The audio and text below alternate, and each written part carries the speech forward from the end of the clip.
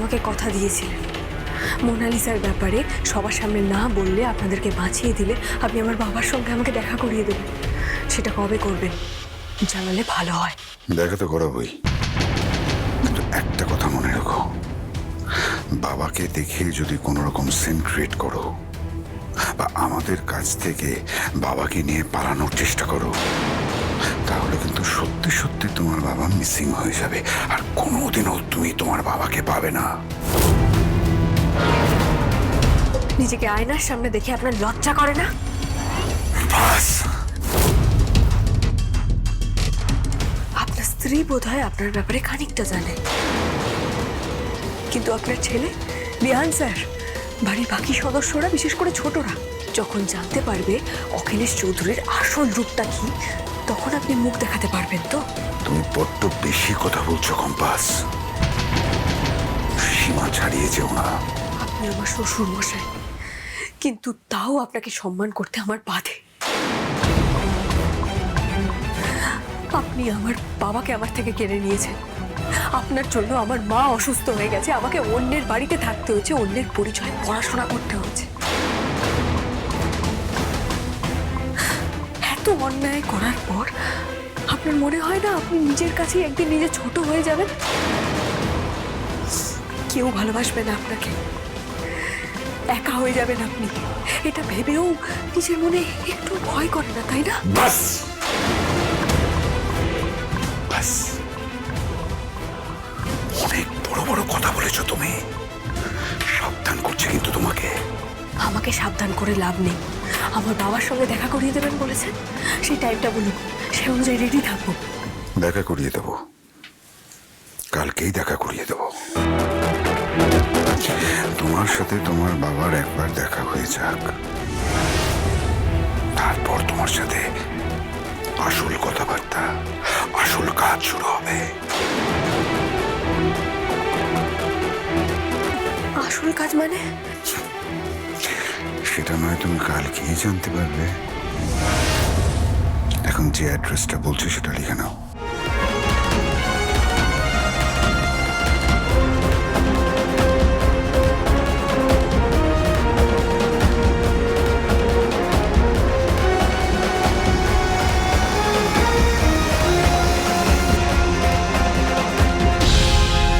কালকে কলেজ বেরোনোর নাম করে যে অ্যাড্রেসটা তোমায় দিলাম সেখানে পৌঁছে যাবে।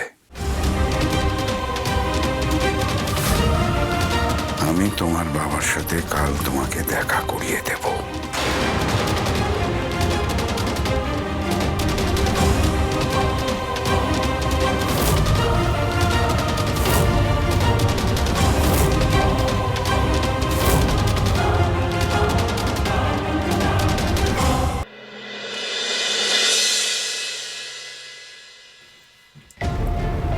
মোনা, বলো দাদু, কিছু বলবে? হ্যাঁ, আগামী কয়েকদিন মানে আমি না বলা পর্যন্ত কম্পাসকে কলেজে কোনোভাবে ডিস্টার্ব করবে না। মানে? মানেটা এটাই যে কম্পাসকে কোনোভাবে বিপদে ফেলার চেষ্টা করবে না, এটা বুঝতে পেরেছো? আর এই কথাটা তুমি বলছো কেন? কেন ছাড়বো?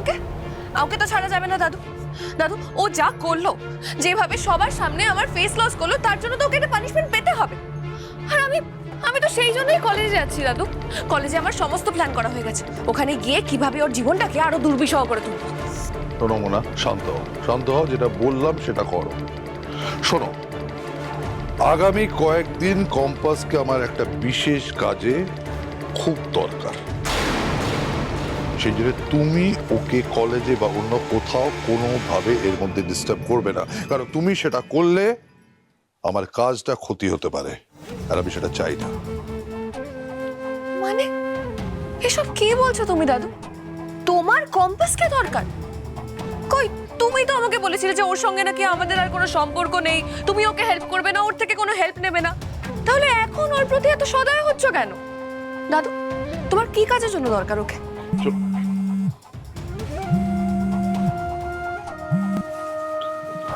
হ্যাঁ অখিলেশ বাবু বলুন। হ্যাঁ, আমি ভৌমিককে নিয়ে ওখানে আসছি। আরে না না, কোনো অসুবিধা হবে না। না, শোনো মোনা, আমি যেটা বললাম সেটা ভালো করে বুঝে নাও। কম্পাসকে কোনো রকম ডিস্টার্ব করবে না। আর এটা মাথায় রেখো, যে কোনো ঘটনা যখন ঘটে তার পেছনে একটা কার্যকারণ থাকে। কম্পাসকে কোনোভাবে ডিস্টার্ব করবে না, এটা মাথায় রাখবে। আর অহেতুক প্রশ্নও করবে না আমাকে।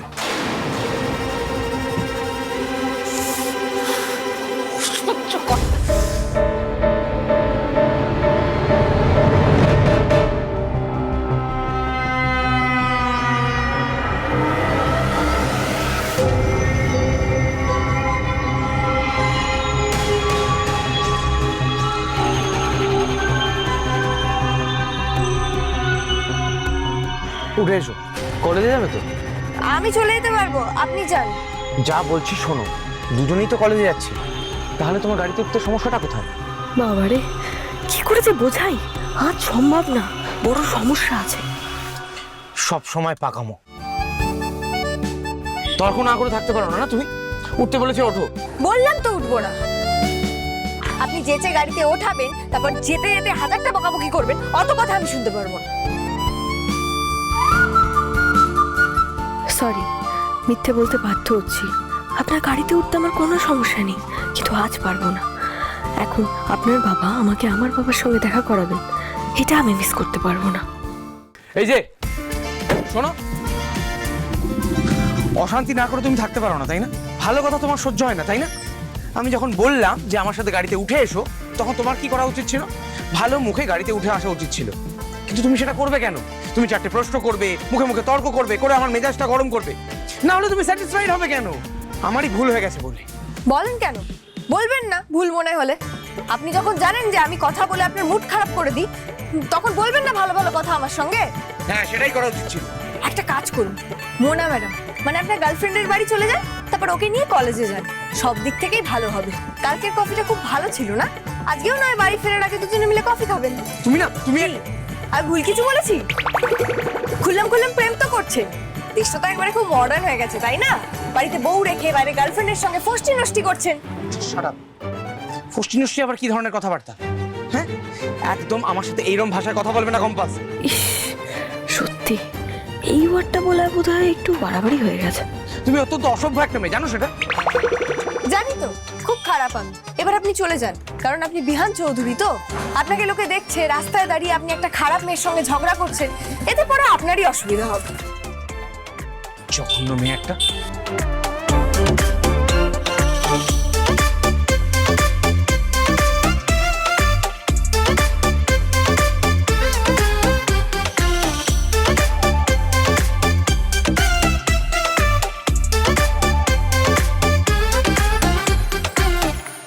সরি বিহান স্যার, আপনার সঙ্গে এরকম ব্যবহার না করলে আপনি হয়তো আমাকে কিছুতেই ফেলে যেতেন না। কিন্তু আজকে তো আমি কলেজে যাচ্ছি না, বাবার সঙ্গে দেখা করতে যাচ্ছি, সেটা তো আমি আপনাকে বলতে পারবো না। যদি কোনোদিনও জীবনে সুযোগ হয়, তবে আপনার সঙ্গে করা প্রত্যেকটা খারাপ ব্যবহারের জন্য আমি আপনার কাছে ক্ষমা চেয়ে নেব।